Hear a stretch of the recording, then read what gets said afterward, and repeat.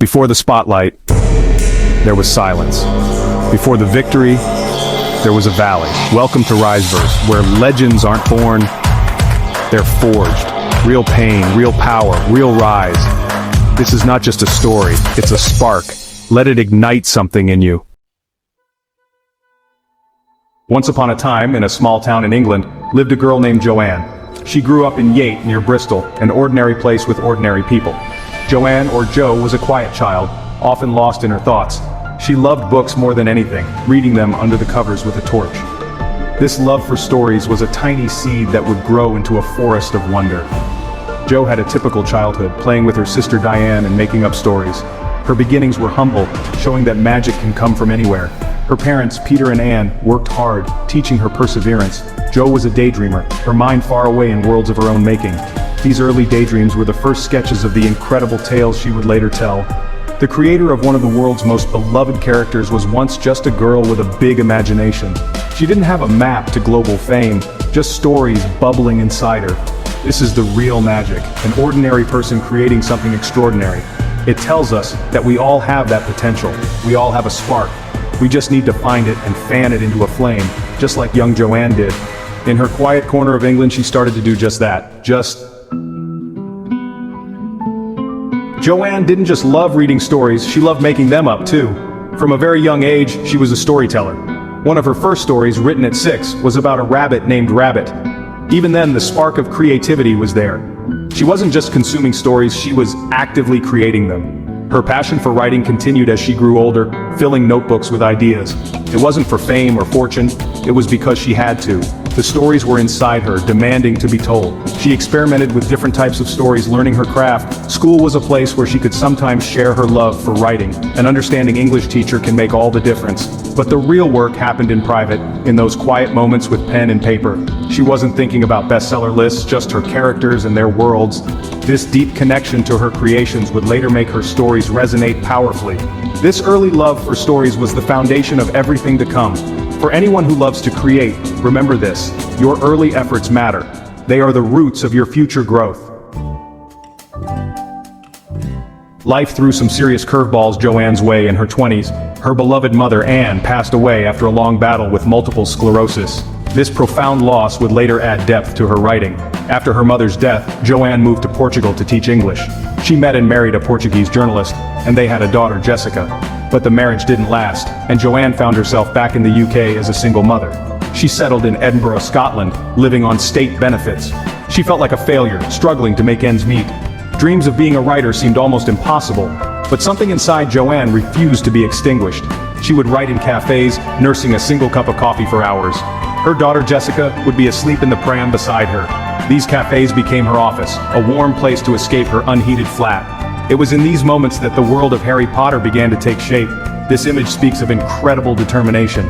It shows that even in our darkest hours, a tiny flame of hope can still burn. Joanne's story is a testament to resilience. She faced grief, poverty, and loneliness, but kept going. She kept writing, kept believing. This resilience is something she cultivated, choice by choice, day by day. Her journey shows that even our toughest times can hold hidden gifts. Joanne had a manuscript about a boy wizard with a lightning bolt scar. She believed in it, but getting the publishing world to believe was another matter. She typed out the manuscript on an old manual typewriter. Then came the daunting task of finding a literary agent. She sent her manuscript to various agents, and the rejections started coming in. One after another, little slips of paper saying no, thank you. Each rejection must have felt like a punch to the gut, but Joanne didn't give up. She kept sending it out, receiving around 12 rejections in total. It's easy to look back now and think, how could they not see its potential? But at the time, it was just another unsolicited manuscript in a slush pile. This part of her story is crucial for anyone facing their own rejections. Rejection is often part of the process. It doesn't necessarily mean your work lacks value. Joanne pinned one particularly harsh rejection letter to her kitchen wall. She used it as motivation, a reminder of what she was up against. This resilience is extraordinary. It's the refusal to let others define your worth or the worth of your dreams. It's about believing in yourself, even when no one else seems to. This period of relentless submission and repeated disappointment tested her resolve. But deep down, she knew Harry's story deserved to be told, and she wasn't going to stop until someone listened. After so many closed doors, a tiny chink of light appeared.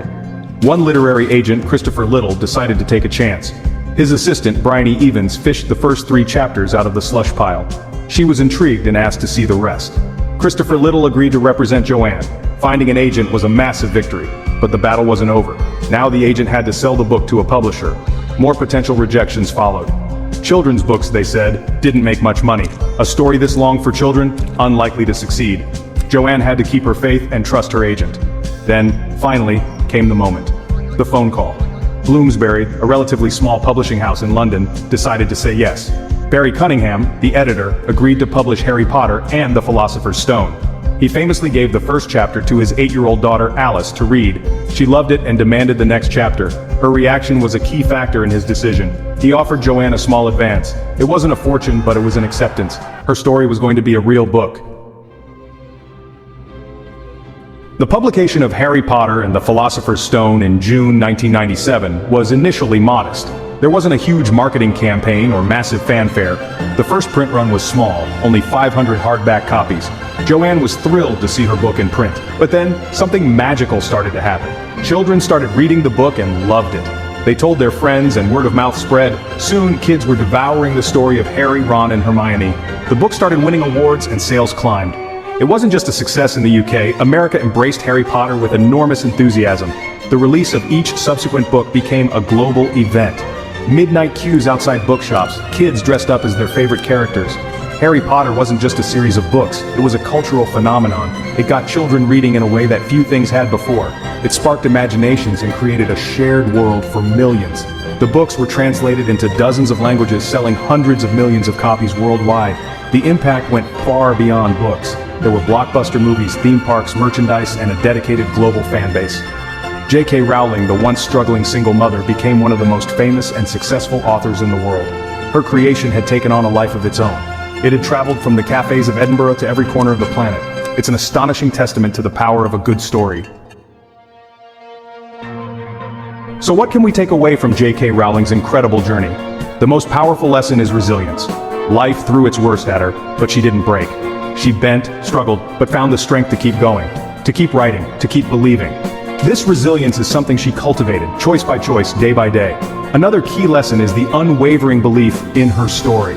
She knew Harry Potter was special even when publishers couldn't see it. This self-belief is crucial for anyone trying to create something new. There will always be doubters and critics, but if you truly believe in your vision, you have to protect it. J.K. Rowling championed Harry when no one else would. Her story also reminds us that our struggles can shape our strengths. The pain of losing her mother infused her writing with a profound understanding of grief and love. Her experiences with poverty gave her empathy and a unique perspective. These difficult experiences became part of the rich tapestry of her creative world. Ultimately, J.K. Rowling's life is a testament to the enduring magic of hope and perseverance. It's a story that tells us it's okay to start small, to struggle, to be rejected. What's not okay is to give up on the stories that burn inside you. Her journey from a struggling single mom to a global literary icon is more than just inspiring. It's a call to action to find our own magic, believe in our stories, and never stop trying. They didn't just rise for themselves, they rose for you. Proof that greatness isn't given. It's earned, in the dark, in the dirt, in the doubt. Now it's your turn.